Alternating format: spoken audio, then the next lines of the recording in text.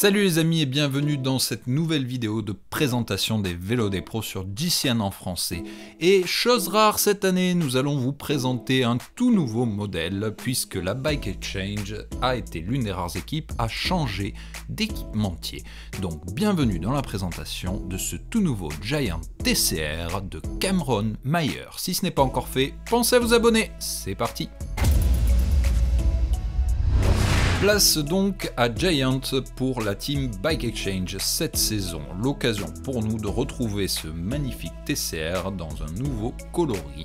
Ce bleu qui, je dois dire, s'il ne me plaît pas des masses dans leur kit de tenue, me plaît particulièrement sur ce nouveau TCR.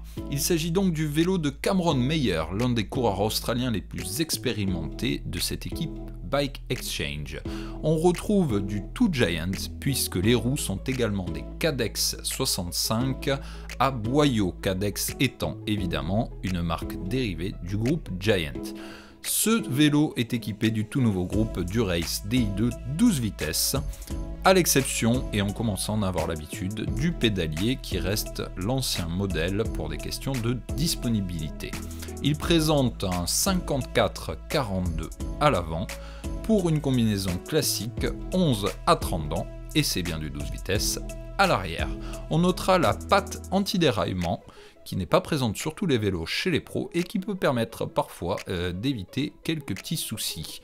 On notera que Giant est également présent au niveau du cockpit, puisque même jusqu'au support de compteur, il s'agit de leur propre produit. Un compteur également de la marque Giant. Ce cockpit traditionnel choisi par Cameron offre donc une potence d'une longueur de 130 mm et un cintre très étroit de 38 cm. On remarquera une intégration presque parfaite des câbles puisque deux câbles restent apparents au niveau de l'avant de ce bolide. Quand je vous dis que Giant sait tout faire, si on passe du côté de l'arrière de la machine, on retrouve évidemment une tige de selle de la marque, surmontée d'une selle Giant également, Contact SLR.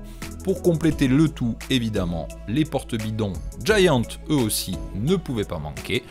Je vous propose de prendre un peu de recul sur cette machine avant de vous en donner les chiffres. On remarque quand même une géométrie très classique, donnant l'impression d'une forte légèreté, largement contrastée par ses roues à un profil très large. En tout cas, ça m'a l'air d'un compromis idéal. Alors, Cameron est posé à 75 cm de hauteur. Quant à sa longueur bec de selle potence, eh bien 59 cm. Le poids évidemment de cette machine, eh bien d'après les mécanos, à peine en dessous des 7 kg. Donc oui, c'est bien une machine faite pour grimper, malgré l'illusion donnée par ses roues à profil haut. On n'a pas eu l'occasion de le vérifier, mais je peux vous dire que pour avoir sous-pesé la machine, ça a en effet l'air très léger. Comme d'habitude, dites-nous en commentaire ce que vous pensez de ce vélo, et puis à très bientôt sur GCN en français pour plus de présentations. Allez, salut!